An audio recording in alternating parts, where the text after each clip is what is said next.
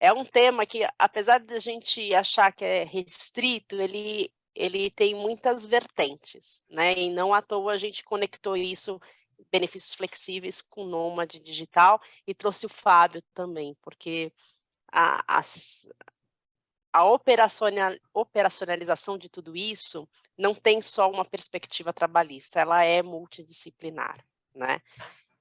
E daí, pegando um pouco essa questão dos cartões, né, eh, desde sempre falou em benefícios flexíveis, né, eu lembro de responder consulta a isso há pelo menos uma década, né. E daí a gente sempre foi muito refratário, né, de dizer que há um patamar mínimo previsto em lei, né, que você não pode deixar de cumprir com o que está na lei ou com o que está na norma coletiva sobretudo, né, porque isso é para todos, né, teria um viés discriminatório, e daí puxando o gancho um pouquinho para o Fábio, né, entre o Fábio e a gente, né, o previdenciário, né, tem o critério da universalidade da concessão, né, então um tema que é super quente entre trabalhista e tributário, né, Fábio? Plano de saúde, né, então eu posso conceder um plano de saúde melhor para um grupo e um básico para o outro? No trabalhista, a gente até consegue, né, a jurisprudência está favorável e teve mudança na lei da reforma em 2017, mas o Fábio fala: o CARF não gosta disso", né, Fábio? Então, o que que significa discutir isso hoje, né? A gente trocar essas experiências, né, talvez desmistificar algumas coisas, sobretudo em relação ao cartão. Quando começou essas histórias de cartão único, né, antes a gente tinha os cartões mais para premiação, naquela tentativa de desvincular um pouquinho a natureza salarial, eu acho que a gente já está agora num outro momento desse tipo de moeda, né, desses pagamentos virtuais, perdão. Porque hoje todo mundo tem um cartão e às vezes nem tem o cartão, tem só o registro dele no celular e a vida ficou muito mais digital, sem sombra de dúvidas, né. E a tecnologia também veio para auxiliar, né, então conceder hoje um cartão de benefícios, não significa dizer aportar uma quantia de dinheiro que vai ser usada de forma deliberada pelo empregado. Eu acho que essa é a primeira premissa, né. Eu já tive consultas, para responder, onde os empregados, motivados pelas propagandas que assistem nas redes sociais ou, enfim, em outros veículos, falam assim: "Não, mas tem o cartão da empresa XPTO e na propaganda está dizendo que ele me dá maior flexibilidade, eu posso usar em qualquer lugar". Então eu quero ter esse benefício, por que que eu não posso ter esse benefício? E daí na hora que a gente vai tentar adequar isso, significa dizer exatamente o quê? Bom, aquele patamar mínimo que está na lei da norma coletiva continua. Então eu, empresa, posso contratar e até a gente vê isso como um benefício de fato, esse tipo de moeda, de cartão, que engloba várias carteiras, mas existe uma tecnologia atrás disso. Então significa dizer hoje que sim, se eu tenho obrigação por norma coletiva de conceder vale alimentação ou vale refeição, e aporto uma quantia ali no cartão, esse valor não vai poder ser usado para situações diferentes de alimentação ou de refeição, né, ou de comprar insumos, né, em mercado ou de ir num restaurante, né. Então o cartão hoje com a tecnologia que existe por detrás disso, consegue limitar em carteiras, como se fossem carteiras virtuais, né. Então eu aloco os recursos em carteiras específicas, de modo a permitir que o empregado só use aquele valor dentro daquela finalidade, né.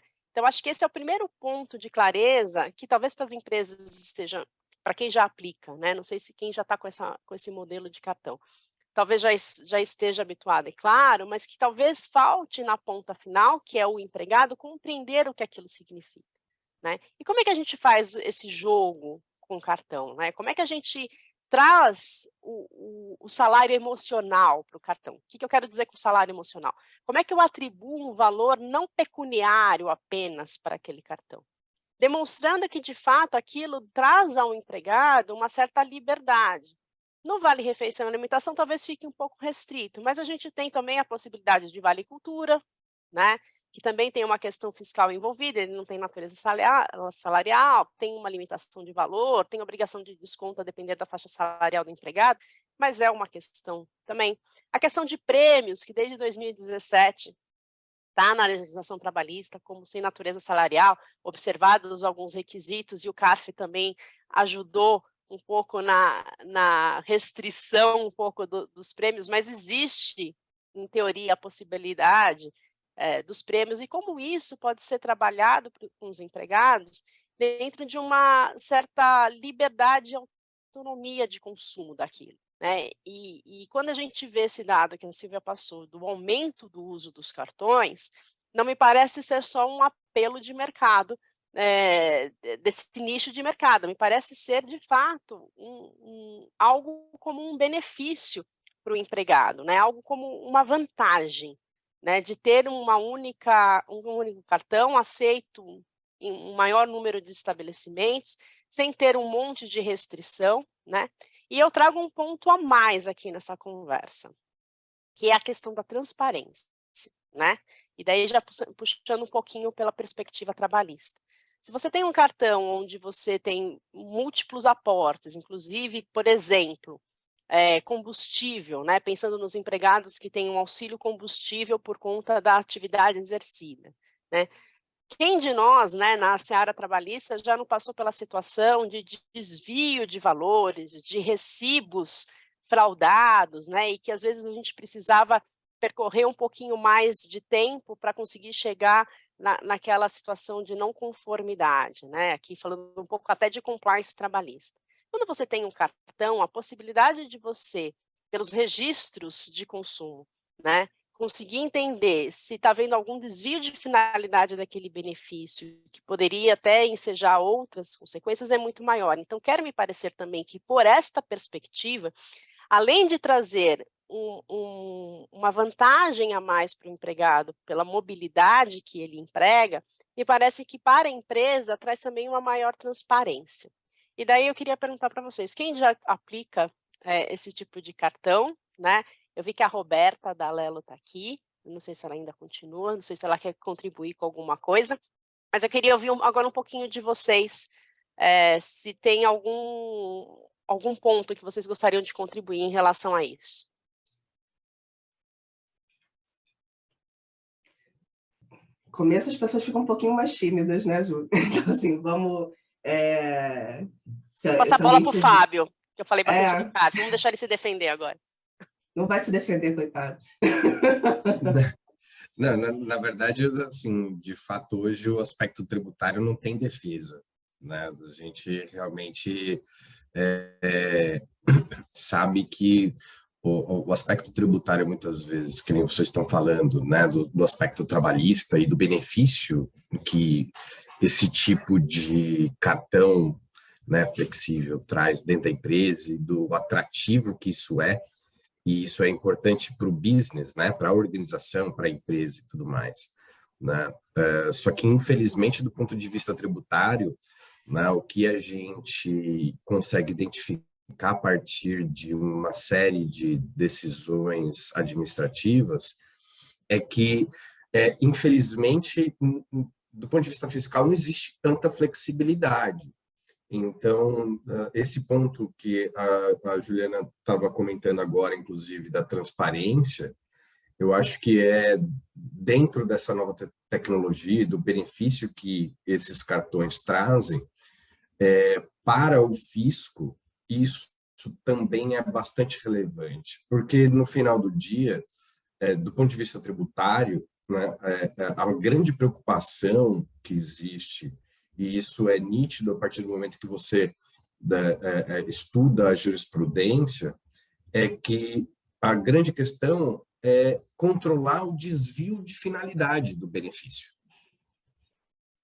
Né? Então... mas é por isso que até, Fábio, a gente, nessas conversas que a gente teve, até a Ju teve uma reunião com uma dessas operadoras por conta de uma outra situação de um outro cliente, mas uma vantagem que a gente tem visto é que, na verdade, você não teria uma liberdade total, né? Você poderia alocar cada um desses valores mínimos, né, em uma caixinha e o que, a partir daí, cada um dos empregados eles poderiam ter liberdade para utilizar em qualquer um dos estabelecimentos daquela categoria. Então, por exemplo, se a gente está falando de alimentação, isso vai ser utilizado apenas em estabelecimentos que tenham essa finalidade. Então, com isso, você acaba favorecendo e te dando também material para essa defesa na esfera fiscal. Exato. Exatamente. Acho que o Cristiano levantou a mão. Pois não, Cristiano? Meu ponto era justamente nisso que a Silvia falou. Bom dia a todos. A gente sabe que essa discussão com relação à finalidade ela não é recente, né? Eu me lembro quando eu comecei a trabalhar, eu ganhava vale transporte físico, naqueles blocos destacáveis, e a gente abastecia o carro porque lá impostos perto da empresa onde eu trabalhava. Então, assim, o desvio, assim, eu acho que quando o CARF vai para essa lado de origem, e aí eu, de novo, reforço o argumento da Silvia. Hoje, com o cartão, você tem muito menos liberdade do que você tinha antes. Os benefícios têm lojas credenciadas, você tem parceiros fixos, você tem valores determinados, você consegue apurar isso. Lá no passado, vamos dizer, o vale transporte físico era negociável, tinha deságio, às vezes tinha ágio, às vezes você conseguia, tinha um valor de quase um commodity. Alimentação, né? Descarregava o vale alimentação ali na vendinha.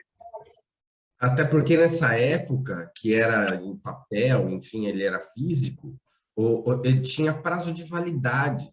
Sim, tinha troco. Né? Então, a quem recebia em pagamento, né, esse papelzinho, ele também tinha um prazo para ir na operadora para receber de fato o dinheiro. Né? Então, assim, eu até falo... Existia o analógico, existia todo um processo, e que aí esse desvio da finalidade ficava um pouco distante. O problema, Cristiano, que assim, a gente percebe nas decisões do CARF, é que muito das autuações decorrem justamente da empresa não conseguir ter esse controle, porque nessa fase em que você tinha ali um papel para transporte, um papel para refeição, um outro papel como vale alimentação, e que isso era distinto, você conseguia ver. A diferença era, na ponta, quem recebia em pagamento esses valores, né? Na hora que eu trocava o papel pelo valor em dinheiro, né? Que aí se percebia que havia um desvio da finalidade. Num segundo momento, esse desvio da finalidade, meio que para o fisco, na hora que autuava as empresas, conseguia identificar que esse desvio de finalidade já estava na origem, porque era dado um determinado valor como se fosse olha, eu tô aqui um cartão, como se fosse um cartão pré-pago que você pode utilizar, seja lá onde for, né? E que aí a empresa você não, mas aqui eu depositei X valor, e esse X valor tem um componente de alimentação, tem um componente de refeição, tem um componente de transporte, só que não conseguia distinguir essas caixinhas, né? Que eu acho que hoje em dia as empresas de benefício, quem fornece esse tipo de serviço, já tem uma tecnologia que, na origem, consegue fazer essa distinção. Sem dúvida. É o tal do MCC lá. Exato. Quem advoga trabalhista há mais tempo, advogou, lembra do extinto SINDPD, que tinha a tal da CLT Flex, que aí eles davam aqueles benefícios. E aí, você já extinguiu o SINDPD, Cristiano? Ah, não, é que mudou de nome, né? O sindicato tá o mesmo, SINDPD. Ainda chama SINDPD? Eu achei que eles tinham ampliado o escopo. Não. Mas enfim, eu lembro da CLT Flex. Na época, eu estava no escritório, a gente atuava para a CPM Braxis, e os empregados tinham um benefício que chamava Braxis. Então, eles tinham uma rede de relacionamento, mas era pago, boa parte do salário por meio disso aí, de uma moeda deles própria. O que a atualização de hoje já mudou, como bem falou o Fábio. Hoje, na origem, a gente consegue identificar a origem e saber a finalidade ao final, né? E ter ali a finalidade ao final, mas saber para que ele vai ser usado, e com relatório, com valor, com limitação, sem contar a alteração da CLT em 17, que aí também dá uma outra conotação para benefício, prêmio, enfim, que também eu não vejo isso ainda refletido nas decisões do CARF. Né? E até, quer falar, Jean? Não, ia só comentar, e até do trabalhista, né? Porque os juízes também não têm noção do que isso significa. Então, compete a nós, sim, trazer essa transparência da comunicação. É talvez um dos jargões nossos aqui na rodada, né? Da transparência da comunicação.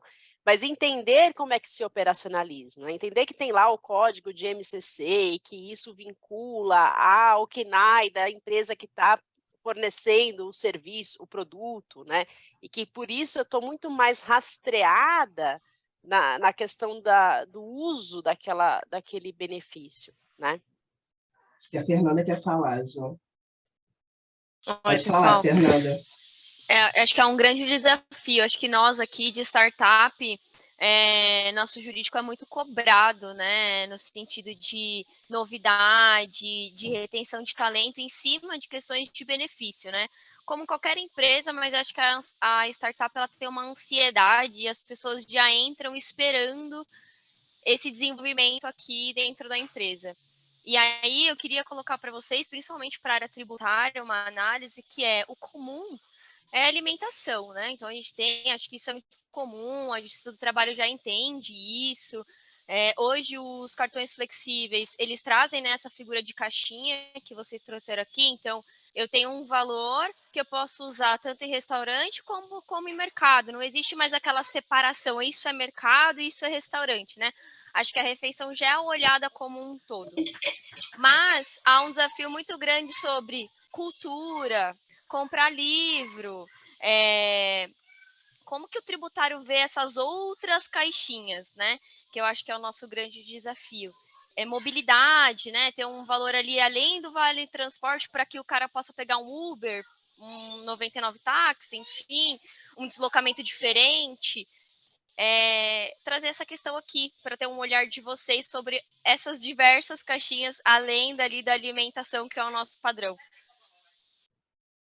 Fernanda, bem interessante o que você colocou, e eu acho que assim, esse é um caminho ainda a ser percorrido pelo tributário, porque do ponto de vista da legislação tributária, muito embora, bom, acho que antes de tudo, uma premissa o sistema tributário brasileiro é uma loucura, então a gente já parte dessa premissa. Dentro dessa loucura, o que acaba acontecendo é que, ao mesmo tempo em que a gente tem o mercado trabalhando para evoluir, se desenvolver e encontrar mecanismos de bem-estar, que no final do dia é o que a gente está falando aqui, do ponto de vista tributário, a legislação não acompanha muito bem esse caminho do mercado, né, e de como a sociedade evolui e tudo mais. Então, o que acontece? Dentro dessas caixinhas do que é colocado nesses cartões flexíveis para você gastar ou, né, dar de benefício para o seu empregado, colaborador, funcionário, enfim, cada caixinha dessa vai ter que ter uma análise tributária.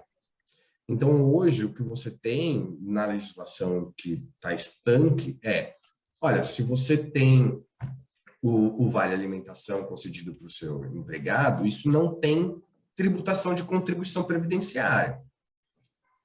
Se você tem ali dentro desse cartão um valor para você colocar combustível no seu carro, sendo que você não trabalha, né, para exercer a sua atividade dentro da empresa, você não trabalha com o seu carro, né? Essa já é uma despesa que isso vai sofrer tributação. Para o fisco, ele vai entender que esse é um valor que tem que sofrer tributação, porque na legislação não tem a previsão para excluir essa tributação. Então, como a gente hoje tem a legislação tributária estanque e as decisões administrativas do CARF sempre mostraram uma certa inflexibilidade para analisar determinados aspectos em que, olha, mas aqui, veja, tem esse viés do benefício, mas para o tributário, as decisões administrativas são super rígidas, do ponto de vista de que, se houve um desvio de finalidade, se você não consegue comprovar que, de fato, aquele determinado recurso financeiro foi utilizado para aquela finalidade em que tem a isenção, infelizmente não tem nem choro nem vela. A empresa vai sofrer autuação, vai passar por um processo administrativo em que a defesa, a depender também justamente desse controle de informações e transparência do que, aonde cada determinado valor foi gasto, se a empresa não tem todo esse conjunto de documentos, relatórios em que demonstre isso, a defesa, num eventual processo administrativo, fica bastante prejudicada. Eu acho que isso vai muito do que a gente tem também um pouco no trabalhista, né, que é o contrato de realidade. E um pouco na fala do que o Cristiano trouxe, né, desses desvirtuamentos, a gente não pode ver essa oportunidade como uma forma de alterar a natureza daquele valor que a gente está efetivamente pagando, né? A gente sabe, a gente já tiveram diversas situações, a gente tinha previdência complementar, né, que era pago, comissão... Bônus em previdência. Então, assim, não dá para a gente querer usar isso como uma forma de desvirtuar a própria natureza do valor que a gente está pagando, né? Então, assim, eu acho que isso também acaba trazendo para a gente uma reflexão de como que a gente pode efetivamente instrumentalizar. E o que a gente quer, né? Eu acho que no primeiro momento a gente pensa assim, o que a gente quer fornecendo esse benefício? O que a gente quer atingir com isso? E aí vai totalmente na linha do que a gente sempre prega, né? Que é essa questão de você poder olhar para o seu empregado e pensar o que eu posso fornecer que vai ser uma coisa interessante para esse empregado e vai fazer ele ter um olhar diferente sobre o empregador e pensar realmente nessa sensação de pertencimento, né? E um pouco do que a gente conversou, até se preparando para a rodada trabalhista hoje, né, foi pensar, olha, a gente tem a questão do benefício flexível, a gente tem instrumentos para dar essa transparência que a Ju falou e essa visibilidade também, né? Porque hoje em dia a gente sabe a importância que os dados têm na tomada de decisão, né?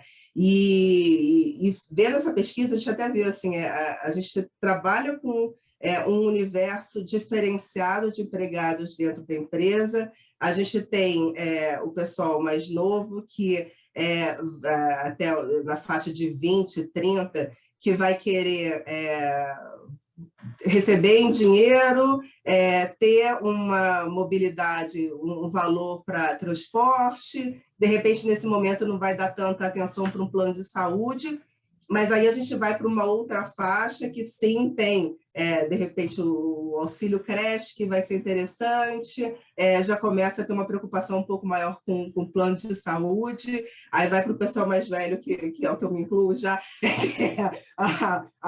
plano de aposentadoria, ter um plano de saúde mais robusto. Então, quando a gente tem também, de repente, através desse cartão, a possibilidade da gente ter um olhar crítico sobre esses dados que a gente vai receber também, além do empregado ter toda a vantagem de ter essa liberdade de usar o cartão aonde for, a gente vai poder olhar para aquilo e pensar assim, o que o meu time quer, né? O que eles precisam e pela utilização. E aí a gente entra também na questão de juntar, eventualmente, negociação com o sindicato para a gente poder eventualmente distribuir esses benefícios de forma diferente entre os empregados, sempre tendo esse olhar da importância da isonomia de tratamento, né? Mas a isonomia também é tratar igual quem é igual e não todo mundo igual, né? E aí, quando a gente começa a ter esse olhar, a gente pode começar a pensar em distribuir esses benefícios, ainda que eles tenham um pacote total idêntico, mas como cada um pode aproveitar, né? E aí a gente não está falando dos benefícios mínimos, porque nesses a gente não vai poder ter tanta margem de negociação. Mas a gente está falando dos benefícios que a gente pode utilizar exatamente nesse contexto de retenção, de pertencimento, do empregador olhar para você e falar assim, olha, para mim isso faz sentido, e ele poder analisar isso e tratar essa informação de uma maneira mais efetiva e trazendo essas pessoas para o interesse dentro da empresa. Então, quando a gente tem esse olhar, eu acho que até a negociação coletiva passa a ser uma opção para viabilizar, né, assim, você ter os benefícios que vão poder ser, os empregados vão poder optar pelos benefícios, e isso eventualmente também pode trazer um suporte maior na esfera tributária, né? Eu acho que pode ser uma ferramenta bem interessante. Eu não sei se alguém teve alguma oportunidade de ter essa avaliação e pensar nessas alternativas para benefícios diferentes por faixa e por opção de cada um dos empregados, e a forma de instrumentalizar isso também. Lamis. Lamis. Meu nome é diferente, né? Bom dia, pessoal. Bom dia. Bom dia. Para aquelas empresas que, por exemplo, não fizeram essa segregação de estabelecer as caixinhas, esse benefício de cultura é tanto, esse benefício de alimentação é tanto, então que houve aquela mistura, o funcionário recebe um valor lá no cartão e ele utiliza como quiser. Como que vocês enxergam a mudança disso? Então, vamos agora segregar. Como a gente pode instrumentalizar isso e, enfim, porque certamente causará um desconforto, né? Enfim. Na verdade, o que acontece, assim, no rigor da lei, ela deveria ter sempre segregado, né? Mesmo com o marco regulatório da União, de todas as portarias e decretos trabalhistas, né, que foi no final do ano passado, tem a previsão legal de usar, sim, a moeda, o cartão, e que não pode ter desvio de finalidade. Então, o primeiro ponto não pode ter desvio de finalidade.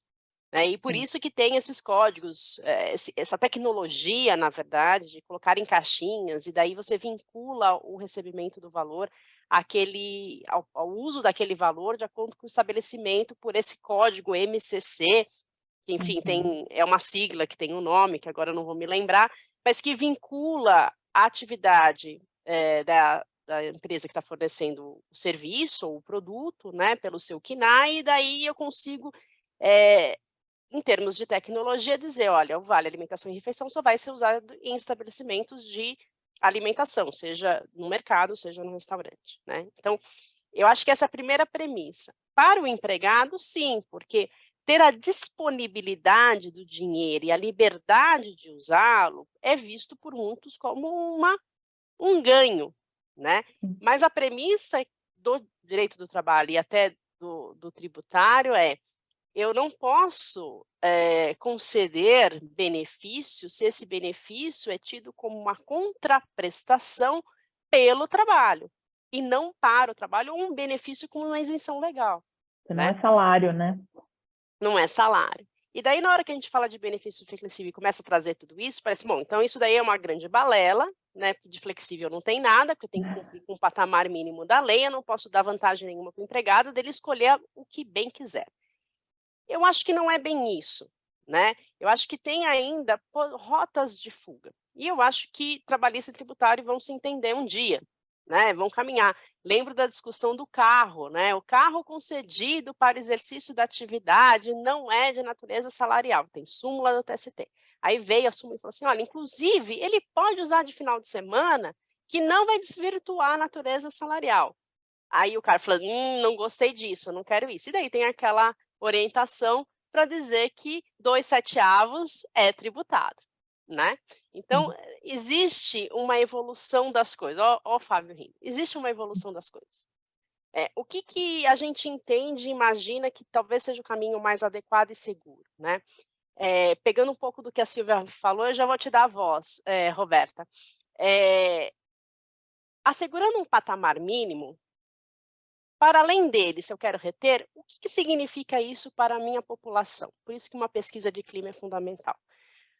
Quando a Fernanda falou da startup, porque tem um anseio da flexibilidade, então o que isso se reverbera? Será que pela minha faixa, por faixas, vale a pena eu, empresa, de repente, investir num plano de saúde mais robusto para considerar todos?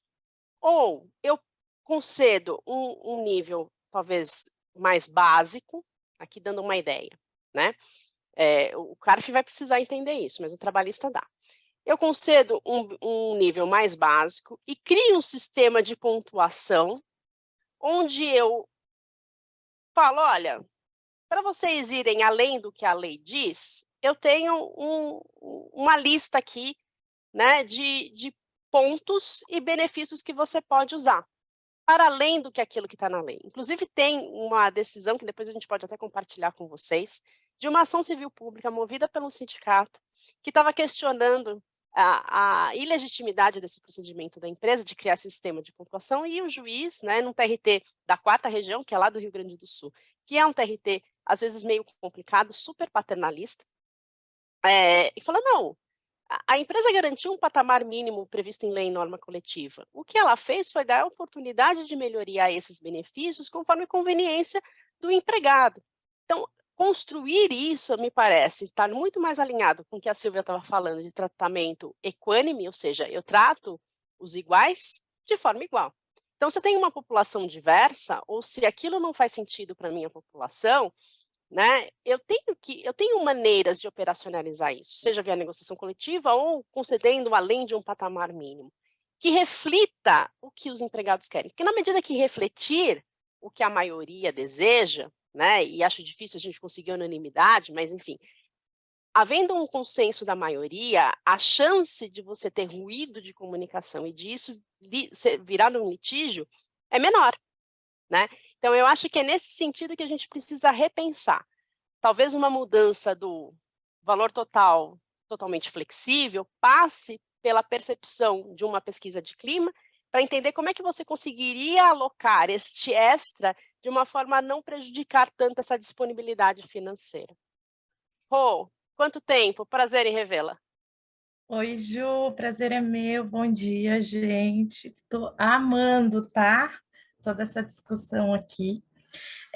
Minha dúvida, eu queria colocar para vocês, ouvindo alguns colegas aí falando de startup, né, dessa ânsia pelos benefícios flexíveis, e a própria Lamis trazendo, tá, mas agora eu já estou com tudo ali misturado, o que eu faço? Eu queria entender um pouquinho quando vocês falam de caixinhas, porque hoje o que a gente tem visto no mercado são caixinhas, mas um saldo único. Então, eu falo que eu estou colocando 500 de alimentação, 500 de refeição, 500 de gasolina, por exemplo, só que no final tem um saldo lá de 1.500, que se ele quiser gastar tudo de alimentação, vai para o alimentação. Por outro lado, quando eu tenho uma fiscalização, eu entrego as notas de 500, 500, 500, então, do ponto de vista ali tributário, talvez esteja tudo regular, porque eu não vejo a utilização na ponta, mas do lado trabalhista isso pode ser visto, porque o próprio colaborador pode entregar, e aí, para mim, isso ainda não está fechado na cabeça, eu queria entender como que vocês veem, porque as caixinhas, elas realmente são separadas, mas o saldo é único. Então, é isso, queria entender de vocês. Vamos lá, eu acho que então... Ju, desculpa, posso só fazer rápido, juro que vai ser rápido. Não? Roberta, eu vou te falar uma coisa. O fisco aqui, nesse caso, me parece que ele também vai evoluir até para ir atrás justamente dessa informação.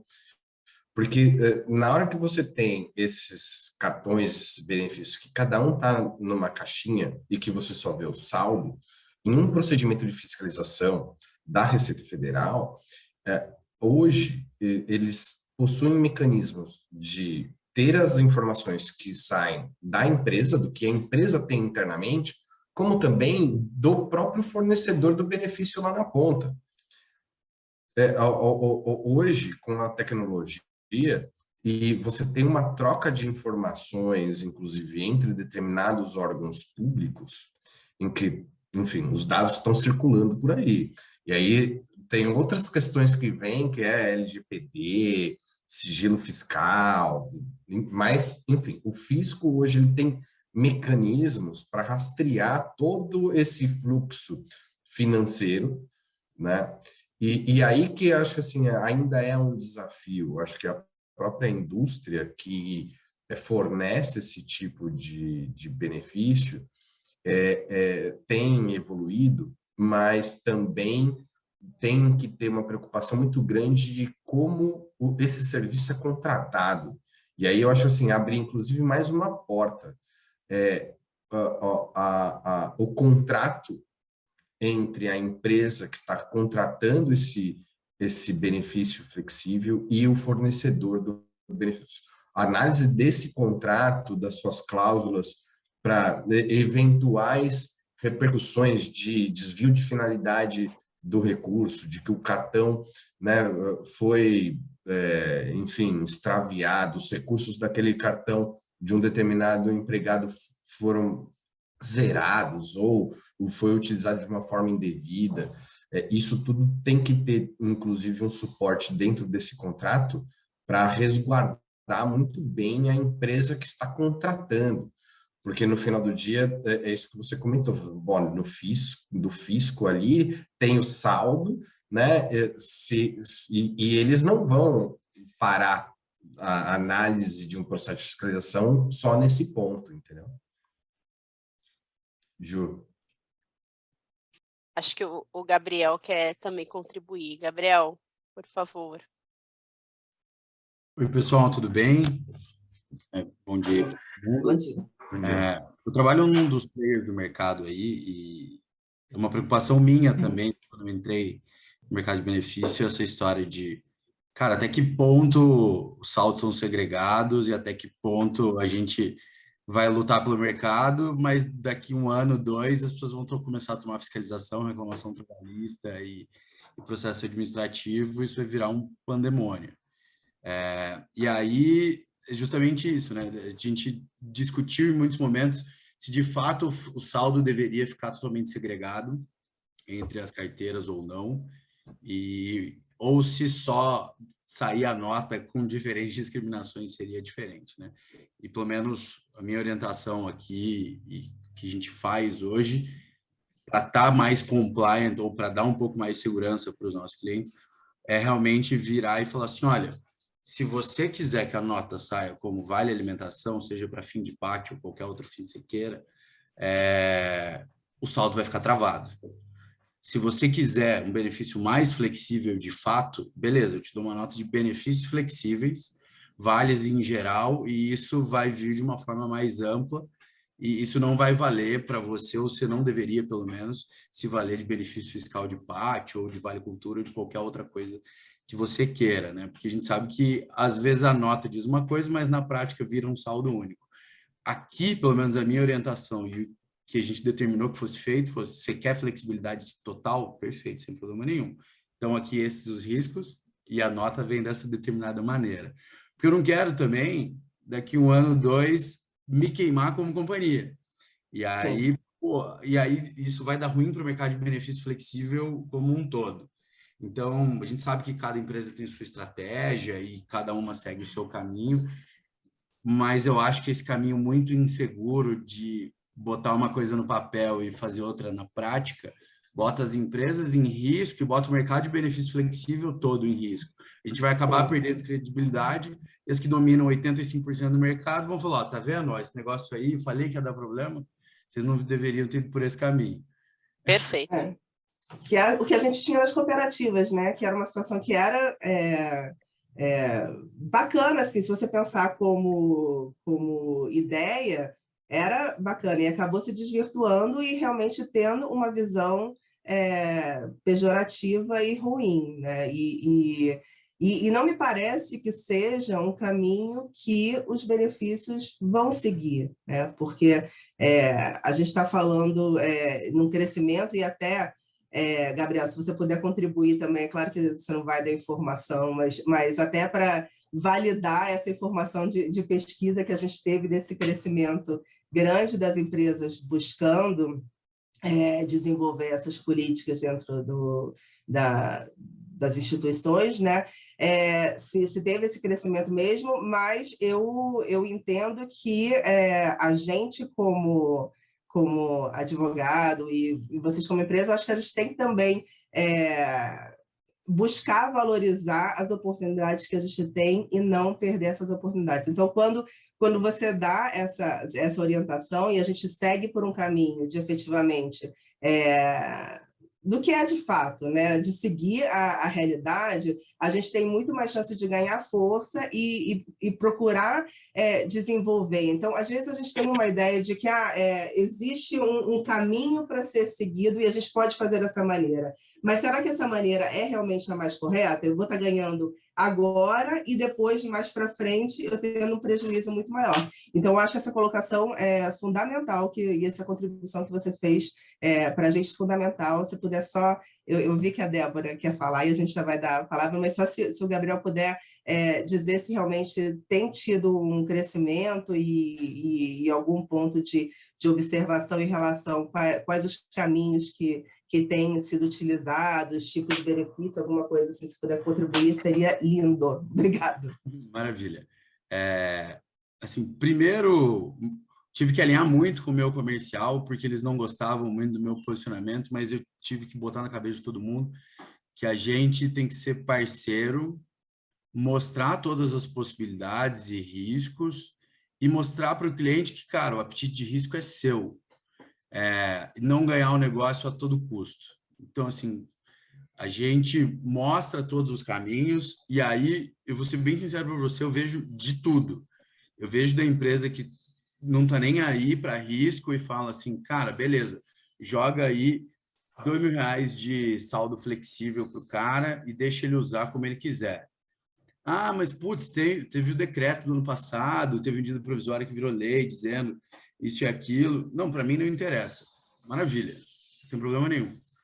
Tem um segundo que fala assim, olha, eu quero travar uma parte aqui de alimentação e refeição, o excedente eu vou deixar totalmente flexível para o cara usar aqui como ele quiser.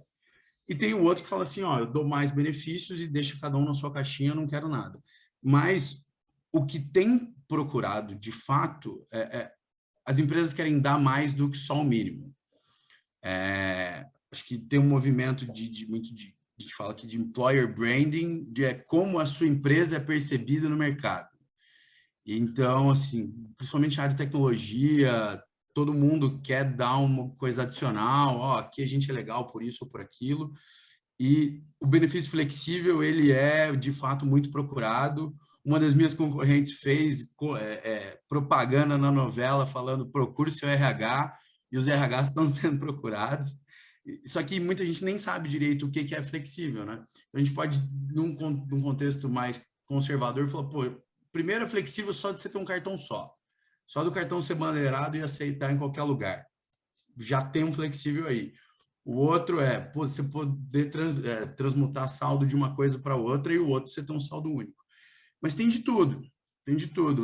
O meu papel como advogado aqui é mais consultivo e mostrar para os clientes quais são os caminhos, apontar qual é o risco de cada coisa, ter um background meu de tributarista, embora tenha trabalhado a vida inteira com trabalhista, então eu consigo dar um cheiro do problema, embora tudo seja muito novo, né? A gente não tem muita orientação de nada, mas eu sou mais conservador que a galera e não deixo algumas ideias mirabolantes irem para frente enquanto a gente não tiver um pouquinho mais de segurança, né? Às vezes... Mas eu acho que o caminho é esse mesmo, Gabriel. O que você está falando é justamente da transparência em que você, como fornecedor de um determinado tipo de serviço, precisa ter com quem você está se relacionando comercialmente.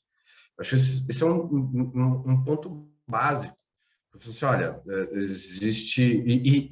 E uma coisa interessante é que, assim, essa análise de risco que você falou, a gente, pelo escritório, a gente tem isso muito claro dentro da gama de clientes diversos que nós temos. Cada cliente tem uma percepção particular de risco, apetite ao risco. E a gente identifica isso dentro do Brasil e também com os clientes estrangeiros, né? Cada cultura é uma cultura. Mas no final do dia, resumindo, acho assim, o que você colocou, acho que está super certo, acho que é bem por aí mesmo.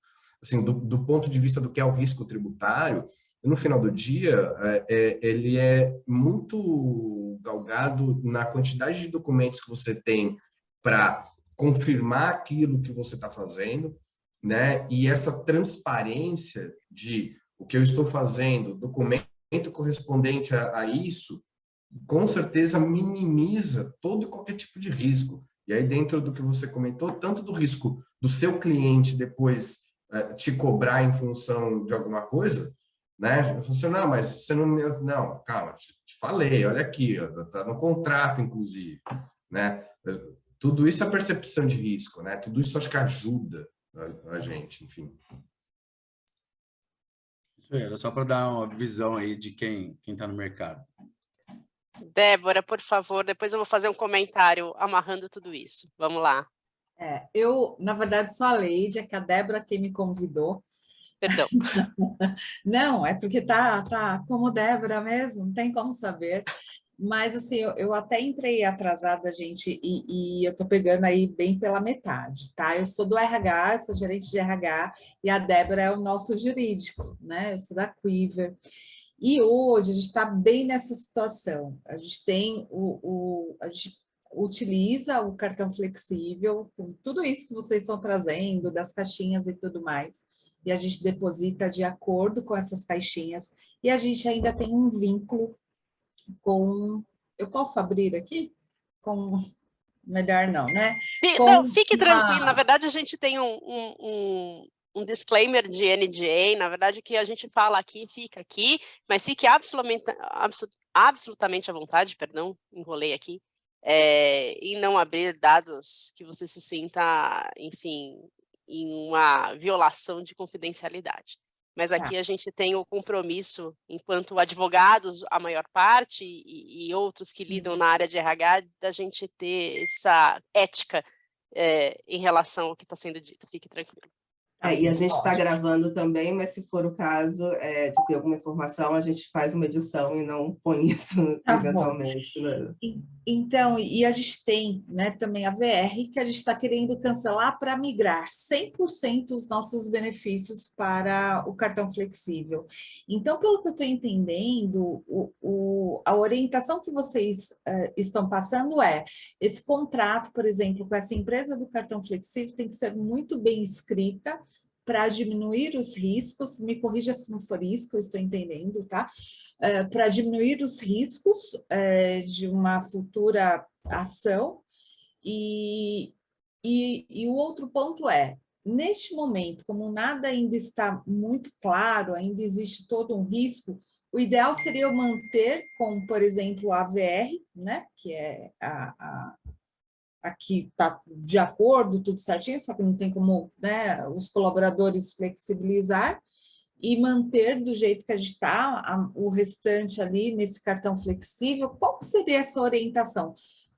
A gente manter ainda a VR ou a gente pode, mesmo com esse cenário, trazer tudo para o flexível e tentar, junto com o meu jurídico, diminuir os riscos no contrato ali escrito? Com as informações. Eu não sei se fui clara aqui na minha dúvida, mas... Acho que sim. Bom, que existe hoje? Manter o que sempre foi antes, me parece que você vai estar numa linguagem muito distante dos seus empregados se eles já estão motivados pela propaganda da novela em ter o cartão. Fiquei incomodada com a propaganda na novela também. Porque a mensagem chegou, mas não chegou completa. Né? Então, enquanto empresa, a gente precisa entender para onde vocês querem ir. Eu quero atender esse anseio, de que forma? Né? Então, entender, eu sou obrigada a dar o vale-refeição, vale-alimentação? Se sim, qual que é o valor? Está na norma coletiva? Eu sou inscrita no PAT? Entender qual que é esse contexto. Né? Eu concordo com o Gabriel na hora que a gente diz que só o fato de você migrar para um cartão bandeirado e que te abre a possibilidade de usar em outros estabelecimentos do mesmo gênero, né? Então ter restaurante e mercado já é uma vantagem competitiva, né? Já traz uma questão a mais. Acho que a grande oportunidade, e até sendo um pouco o propósito da rodada aqui, que é mais da gente ter mentes pensando sobre como caminhar de uma forma conforme e menos litigiosa no ambiente de trabalho, me parece que ter essa flexibilidade é algo que não vai voltar. É importante, as pessoas querem. E a gente precisa construir um cenário de conformidade. Então, usar isso como a gente sempre não, com uma tendência de tentar desvirtuar, e como muito bem lembrou a Silvia da época das cooperativas, que foi uma lástima a gente ter desvirtuado tanto a finalidade da cooperativa, que tinha um intuito muito nobre. A gente não pode deixar acontecer isso enquanto operadores do direito e RH com os benefícios flexíveis. Então, assim, obedecer os requisitos mínimos do que está na lei, mesmo com algum apetite de risco, é importante, né? Então, ter algumas caixinhas um pouco mais controladas me parece muito importante para a gente não desviar a finalidade. E aí sim, partir para um segundo momento, onde a gente vai fazer com que judiciário e autoridades fiscais compreendam que aquilo sim decorre de um novo modelo de remuneração do empregado, né? De um novo modo de você compensar o empregado pela atividade como um todo. E por isso que eu comecei falando da questão do salário emocional. Porque na hora que você traz a questão do benefício, obviamente ele tem uma expressão em pecúnia, mas a possibilidade, a flexibilidade, ele é um elemento agregador, né? E a depender do perfil da empresa, né? É claro que a gente tem uma magnitude de situações, mas havendo a possibilidade de ir além do que está na lei, é esse além que você consegue trabalhar a comunicação com o seu empregado, dentro de uma conformidade legal, para uma flexibilidade, percebe? Né? Então, às vezes, trabalhar essa flexibilidade no mínimo, abrindo para tudo, talvez seja o maior apetite de risco que a empresa queira incorrer, e talvez ali a gente tenha um problema de desvirtuamento do que genuinamente se pretendeu com o benefício flexível. Até a gente chegar num patamar onde a gente consiga flexibilizar o que está na lei, acho que vai demorar um pouco, né? A via da negociação coletiva é, no seu princípio genuíno, um canal. O problema é que hoje a gente também enfrenta um modelo de sindicalismo e de negociação que está muito atrapalhado, né? A gente não está conseguindo atingir os objetivos de negociação coletiva como genuinamente deveria ser, né? Mas entender a negociação coletiva como algo que traz legitimidade, porque você tem um sindicato, para atender uma questão específica daquele núcleo, é muito interessante, né? Então, é por aí que eu acho que a gente tem que começar a caminhar, né? Me parece que esse sistema de pontuação do que está além da lei tem lastro, né? Dentro das possibilidades legais, né? Eu acho que isso traz conforto, sim, para os empregados, né? E a gente tem que pensar que isso é uma parte de benefício coletivo, de benefício flexível, né? Porque na hora que a gente começa a falar disso, daí a gente fala assim, eu quero dar um valor a mais por mobilidade, ou um benefício por conta do teletrabalho, e daí eu já começo a abrir as outras questões sobre a flexibilidade, não só na compensação, como também na execução, e isso tudo é um pacote como um todo, né, que soa como benefício para o empregado, e que de fato é, né? E acho que a gente tem uma grande oportunidade nas mãos, e que a gente tem que trabalhar muito bem, olhando as possíveis contingências fiscais e trabalhistas, né, assumindo alguma margem de risco, mas dentro daquele risco conhecido e defensável, né? Não para desvirtuar a finalidade. Então, eu não quero te desincentivar aí pelo flexível, porque eu acredito muito nele. Eu só queria te dizer que talvez valha a pena entender como vocês querem operacionalizar isso para fazer da melhor forma, atender os seus empregados e estar dentro da perspectiva de risco que a companhia pretende. Não, mas isso ficou claro, né? Depois, internamente, eu vou conversar aí com a Débora, mas ficou claro até por algumas decisões que a gente está tomando, né, com esse tema. Mas está ótimo. Obrigada, viu, Juliana? Imagina. E até colocando, já vou deixar o Cristiano falar, mas só trazendo um ponto que eu acho que tem relação com o que a gente está falando aqui agora, e foi uma colocação do Elton aqui no chat, eu não sei se todo mundo viu, que é a questão da gente ter grupos de cooperação, né? E aí, quando a gente tem isso internamente, a gente tem uma clareza maior também do que o grupo quer, né? Isso traz uma clareza também para tomada de decisão e até para tirar dúvidas depois dos empregados e a gente poder ter uma ferramenta que realmente traga um resultado positivo, que é o que a gente está sempre falando da transparência, né? E ter em mente qual é o objetivo e buscar uma forma de operacionalizar isso, né? Eu acho que concordando com a Ju, né? Eu acho que a gente não pode perder de vista as vantagens do benefício e a gente também não pode engessar como uma forma, não pode ser diferente disso. Eu acho que seriam duas situações extremas que a gente não pode se conformar com isso, assim, de jeito nenhum. Acho que o nosso papel, é claro que se a gente for no rigor da lei, a gente não vai ter como fazer tudo que a gente tem como premissa e como objetivo, mas não é desvirtuar totalmente a situação, mas encontrar aquela linha tênue até onde a gente pode ir. E eu acho que quando a gente tem a empresa e os empregados junto com a gente tem toda uma forma de até buscar uma negociação com o sindicato, a gente sabe o quanto é importante o interesse o sindicato está ali para defender o interesse dos empregados, né? O papel genuíno dele. Então, se a gente tem a força da empresa também e dos empregados naquele sentido, eu acho que isso também pode ajudar, eventualmente, numa negociação. É claro que eu estou tendo uma visão romântica do sindicato, a gente sabe que na prática nem sempre é tão fácil, mas eu acho também que é um caminho a ser construído, né? Assim, da mesma forma que é nosso papel buscar formas legais de operacionalizar a questão dos benefícios flexíveis, também a gente pode evoluir isso com uma negociação com o sindicato e buscar que isso seja uma realidade próxima. Tá? É o que eu sinto. Fala, Cris. Não, na realidade aqui, assim, é muito mais uma provocação do que uma... Eu queria ouvir vocês nesse sentido. Para mim, o binômio equilíbrio, transparência entre as forças aqui que a gente está dizendo, né? A gente viu essa semana decisão intermitente, ministro pedindo vista, vai vir uma outra bomba que a gente não sabe o que vai acontecer.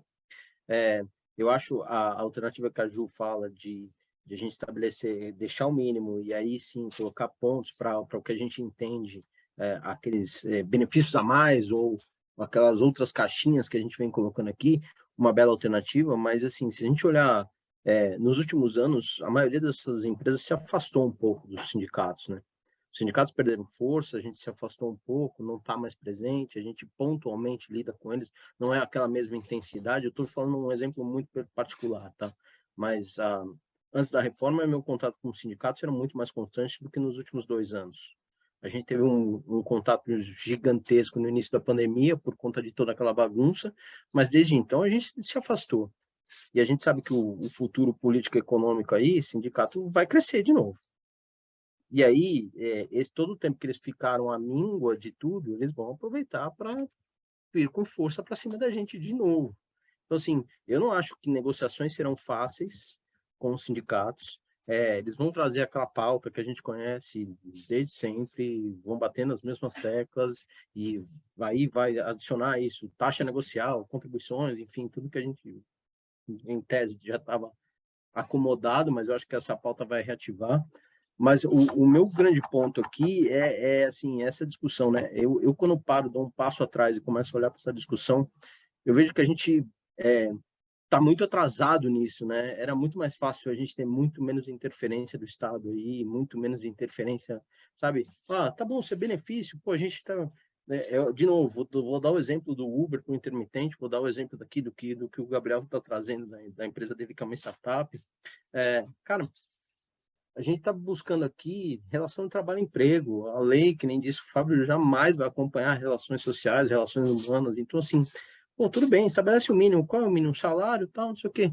Cara, deixa os caras se virarem com isso. Eu acho que quando a gente começa a entrar no, sabe, no detalhe, a gente acaba restringindo o investimento estrangeiro, limitando nossa capacidade de empreendedorismo, sabe, pegar startups que estão no começo tentando fazer a coisa acontecer, gerar emprego, gerar renda, gerar divisa, e o pessoal vai sumir daqui. Mas é mais um desabafo aqui do que qualquer outra coisa, né? E assim, eu vejo que não existe, assim, entra governo, sai governo, a gente entra na minúcia, a gente não pensa em soluções, a gente fica buscando minúcia. Então, assim, é muito mais do que a negociação, o que eu tento trazer agora no viés, é uma proposição legislativa, né? Para que a gente tenha aí, de fato, uma segurança para trabalhar em cima disso. E aí, os players já consolidados, novos players entrando, assim como tem acontecido no pessoal da mobilidade, no pessoal de entregas aí, eu acho que é uma outra via que a gente não pode descartar e tem que começar a ganhar força. E penso muito parecido com você, Cris. E acho que isso, de forma alguma, está contradizendo os patamares mínimos do que a gente tem na Constituição Federal, né? Acho que o que peca contra nós, e talvez na linha do que a gente já falou de cooperativa e do que o Gabriel estava comentando, é esse desejo, às vezes, de querer desviar, né, reinventar a roda, como o Elton colocou no chat, né? E daí sim, talvez o que a gente tenha aprendido um pouco agora nos últimos anos, até um pouco na linha do que é o compliance mesmo, é da transparência. Eu tenho batido muito nesse ponto, né? Porque a partir do momento que você justifica as questões, até mesmo em princípios e com uma transparência, né? Até aquele desvio que você está dentro de uma margem cinzenta e está querendo bater naquela linha como válida, eu acho que ela assume um viés de maior conformidade. O que eu quero dizer com isso, né? Eu acho que, de novo, não dá para voltar atrás no que era antes do analógico, como a gente colocou, do talão, do VR e do Vale Transporte. Isso não vai existir mais, né? Hoje o mundo, né, tá prestigiando a Lorena que está aqui, que é da área de LGPD e dados, né, e privacidade. O mundo é feito de dados, né? E ele é feito para todos os lados, né? Então, empresa, tenho que entender qual que é a minha população a partir de dados, o que eles querem. Se, gente, não faz sentido ter um benefício da norma coletiva, porque meu público não está nem aí para aquele benefício que a norma coletiva colocou, por que eu não posso ter a coletividade representada num desejo de ter algo diferente? E por que isso não seria legítimo? Então, eu acho que é esse caminhar que a gente tem que construir. Parece ser utópico, mas acho que não. Se a gente chegou nesse patamar de benefícios flexíveis, onde algumas empresas topam não ter bloqueio nenhum e ter um saldo comum, eu acho que a gente pode pegar deste contexto, trazer um pouco à luz de alguns princípios e algum embasamento legal e começar a caminhar para uma mudança, né? Começar a caminhar enquanto vários players, como você colocou, e de vários segmentos, para construir algo que efetivamente seja diferente, porque a gente sempre vai estar à frente do que a legislação diz, né? E cabe a nós ter no judiciário uma atuação legítima, né, no momento de questionamento judicial, de falar assim, olha, tudo bem, eu flexibilizei aqui os benefícios, mas dentro deste contexto, olha a minha pesquisa de clima aqui interna, olha como que isso está reverberando em termos de talento e de formação de mão de obra, e de empregabilidade, e de função social do contrato de trabalho. Então, acho que a partir do momento que a gente começa a trazer o discurso também por esta perspectiva, que também é alinhada aos propósitos de ESG, e daí falando de não discriminação, falando de ser equânime, eu acho que a gente consegue trazer um contexto muito mais robusto. Talvez a gente não tenha o sindicato como aliado no primeiro momento. Talvez isso a gente veja daqui a alguma década, né? Uma década ou duas. Eu acho que é um processo que vai demorar. Mas se a gente não começar a tentar mudar, a gente volta para um patamar onde a gente não quer mais ter. Né? Então, compete a nós sermos protagonistas da mudança, né? Eu até gostei de um comentário, eu estava esperando você acabar de falar e vi o comentário do Elton e do Gabriel agora também, Sobre essa questão da lei, né? A gente sabe também que aguardar uma lei, a gente não vai ter uma resposta rápida para isso, né? A gente sabe o quanto o processo legislativo nem sempre é célere e também o quanto é impossível, através da legislação, a gente cobrir todas as diferenças que a gente tem no Brasil. Então, eu ainda acho que vai tomar tempo, mas eu acho que é um caminho fundamental que a gente possa, sim, buscar essa negociação. A gente veio a reforma para dar toda essa força para o sindicato, ao mesmo tempo tirou a parte financeira, a gente não sabe como isso vai evoluir nesse novo governo, se a gente vai ter, eventualmente, alguma fonte de custeio recuperada para os sindicatos, mas eu ainda entendo que a negociação, seja ela com o sindicato, ou seja através de uma negociação interna e formalizada com todo esse racional que a Ju falou, eu acho que a gente não tem como perder isso de vista, né, nesse momento. Eu acho assim, o Gabriel fala aqui que tem alguns clientes que já conseguiram negociar essa flexibilização dos benefícios, né, e conceder um saldo único. A questão da alimentação e refeição, eu acho que se tiver a natureza de alimentação, sim, mas não uma ampliação total, senão a gente tem a própria lei 14.442 que fala do não desvirtuamento, né, que traz um pouco mais de engessamento em relação a isso, mas, para mim, isso passa naturalmente por uma negociação e vai ser uma realidade de cada uma das empresas. Então, eu acho que o caminho do acordo coletivo é um caminho essencial, a gente sabe dos desafios, mas eu ainda entendo que uma bandeira, uma briga que vale muito a pena ser comprada. Assim, eu acho que é um caminho natural.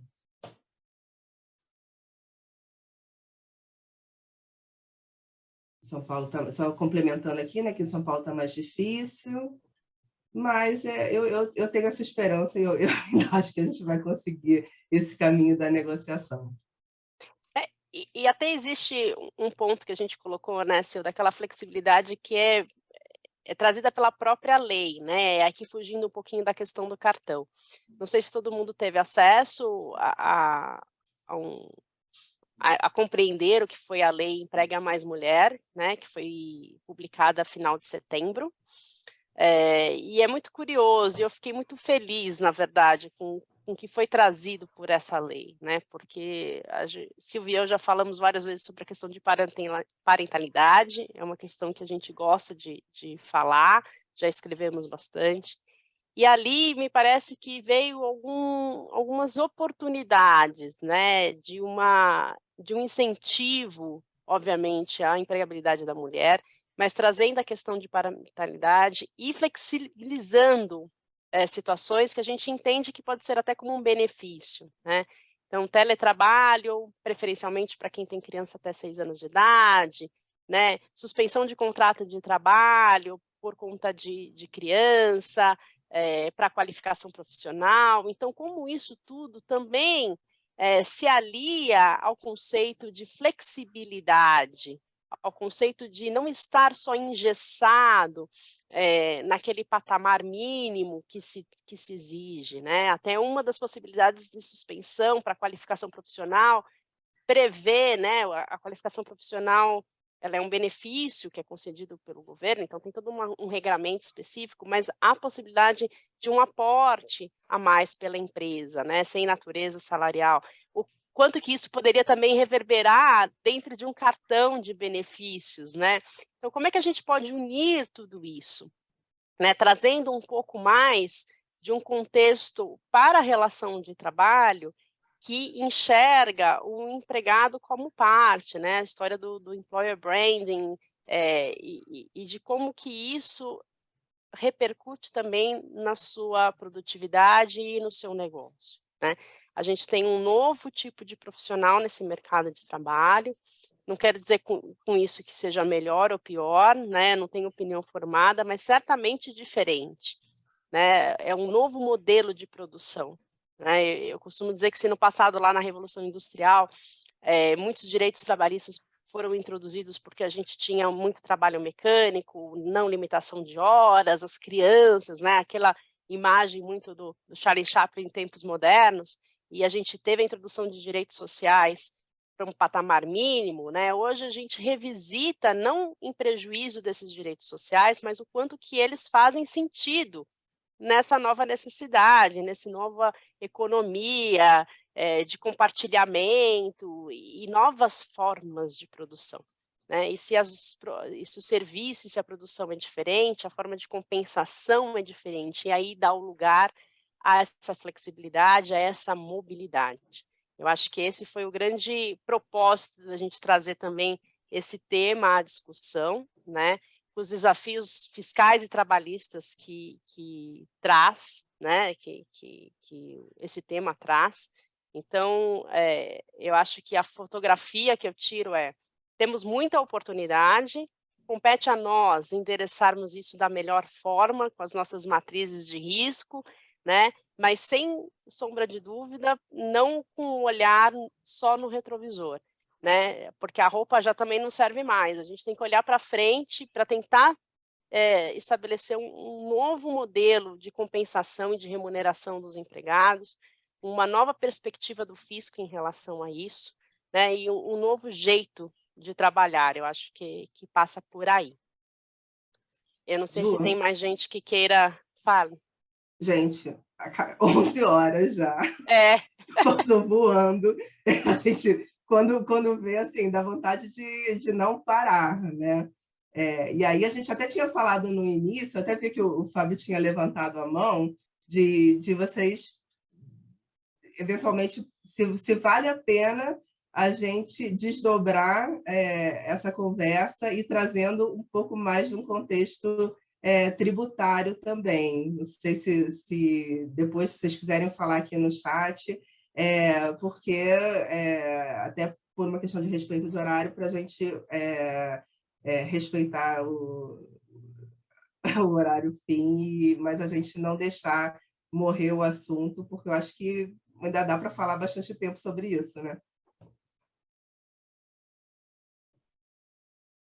Eu acho que tem muita coisa, né, para se falar sobre esse tema, porque ele tem esse viés multidisciplinar mesmo, né? Ele envolve uma questão do ponto de vista do empregado, funcionário, que é do benefício, que o quanto isso é bom, da empresa, riscos, né, do ponto de vista tributário, até onde determinado tipo de verba representa de fato o risco, porque o custo tributário, né, a gente não precisa nem ir muito longe, dá mais do que 20% do valor da remuneração, que é o custo para a empresa no final do dia, que é o que a gente está falando, né? Então, se vocês quiserem fazer um desdobramento para também tratar dos assuntos tributários, eu fico à disposição de vocês, pessoal. Bom, igualmente aqui a gente se coloca à disposição de todos. Acho que foi um bate-papo super bacana. Por favor, opinem sobre eventuais temas futuros. Pela data, é a última rodada de 2022. A gente tem próximas edições a partir de 2023, né? Sempre com esse propósito da gente alimentar novas ideias. É para ser disruptivo mesmo, é para olhar a jurisprudência, mas pensar como a gente pode caminhar de forma diferente a partir daqui, considerando várias cabeças pensantes nos seus campos de atuação jurídico, RH, finanças, proteção de dados, né? Então, ter este propósito. Então, enfim, espero que todos tenham aproveitado a nossa rodada, contem conosco. Daqui da minha parte, já vou começar a me despedir. Desejo um ótimo final de semana para todo mundo. Agradeço os clientes, amigos, parceiros, algum tempo que eu já não via. Fiquei muito contente de revê-los e aos novos de conhecê-los.